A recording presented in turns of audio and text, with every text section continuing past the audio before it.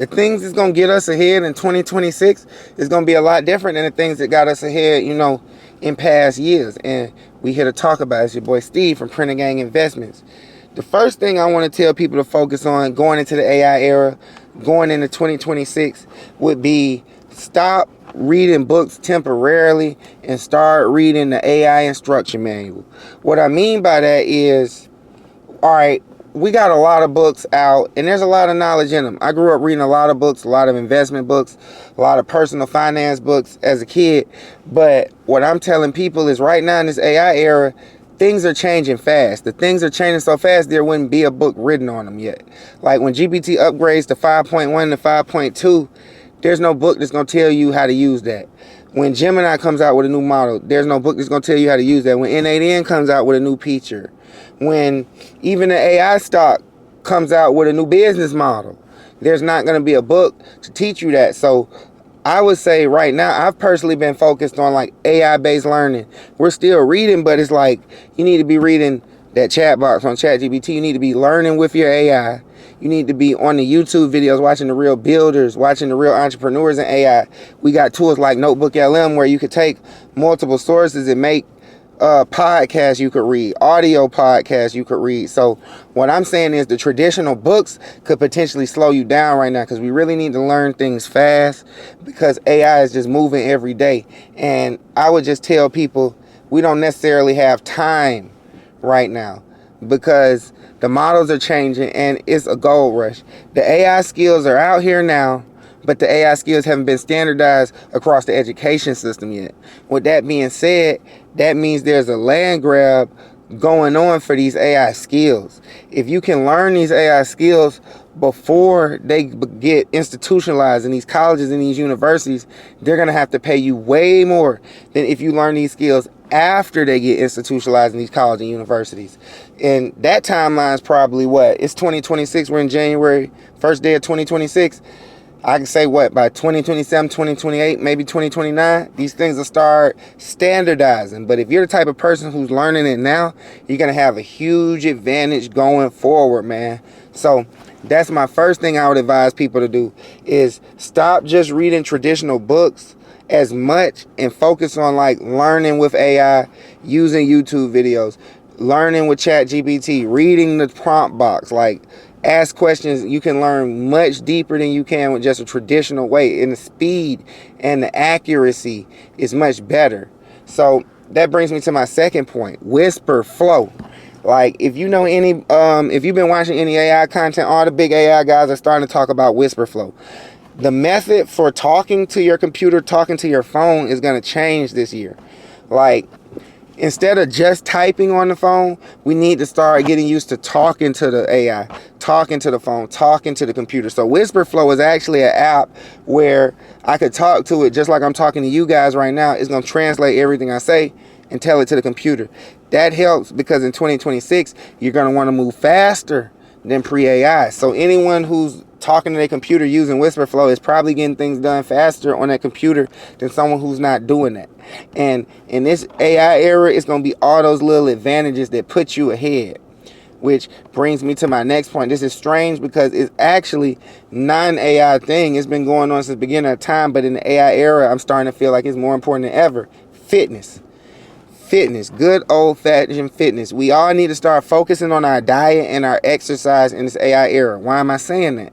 Because AI is about to start replacing a lot of normal tasks. A lot of things we've always done are made for the system where you're in the same career for 10, 20, 30 years. AI is replacing that.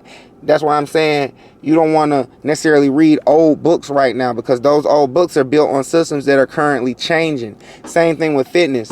If I'm at a job and I get laid off, I want to be in the best shape possible in order to go get another job. I want to look strong. I want to look confident to the hiring managers.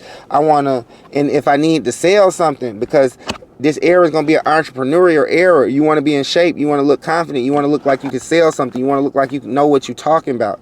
So that's why I would tell people fitness is going to be extraordinarily important in the AI era. You know what I'm saying? It's all about building leverage and systems, and fitness is another form of leverage. So that's why I tell people that. Now, As far as the AI stocks are going to continue, but they aren't as sweet as they were in 2022, 2023, when the bull case wasn't known. We're on GPT-5 now, 5.2 to be exact. So at this point, the AI can get things done in the real world. People are still wondering, is AI a bubble because of the valuations? But even as I watch a lot of investment analysts, they're starting to come around to the fact that we can't necessarily judge these things off valuations because a lot of stuff's not priced in.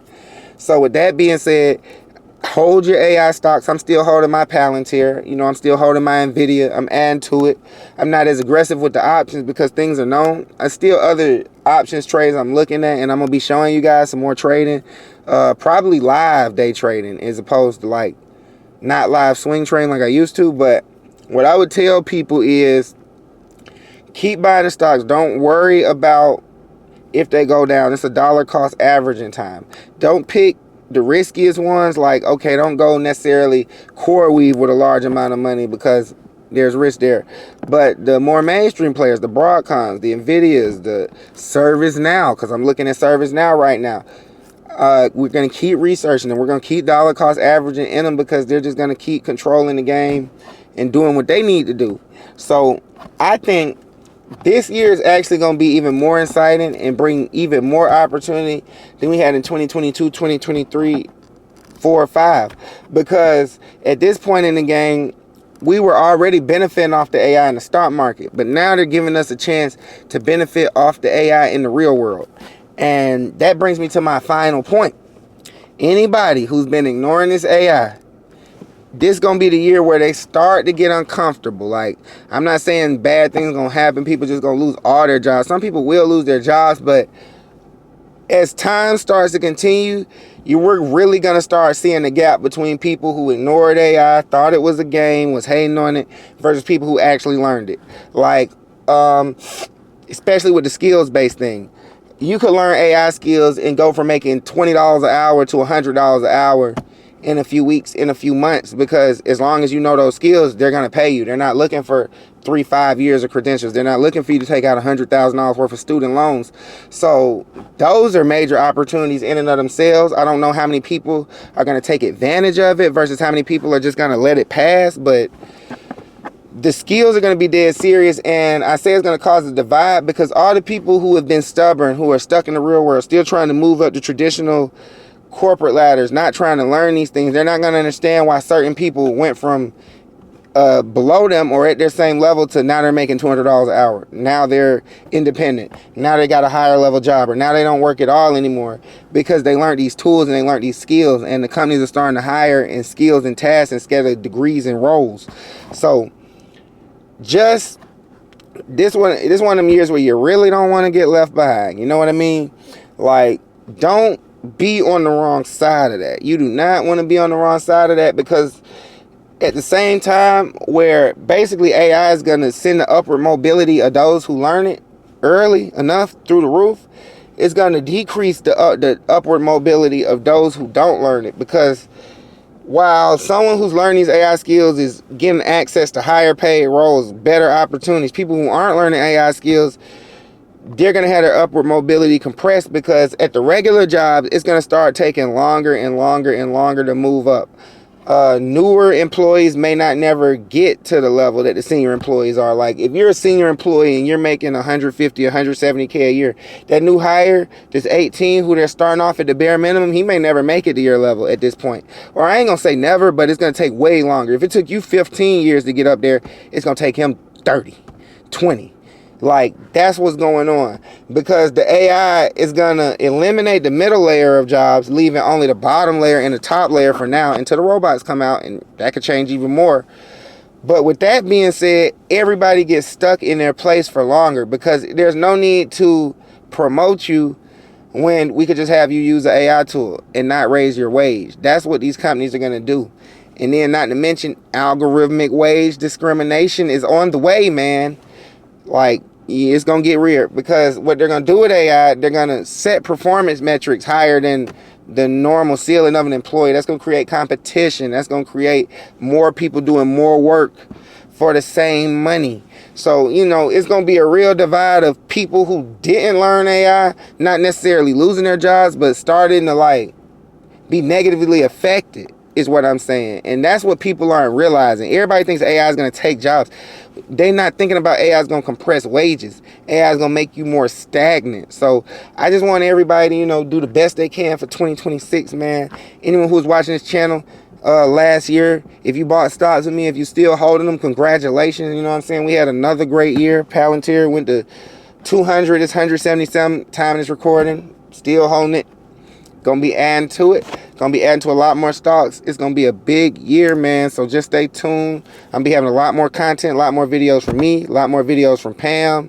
You know, I'm gonna have a Discord soon. It's a lot of things in store. So just tune in, and I'm gonna be showing y'all a lot more. Your boy Steve, I'm out.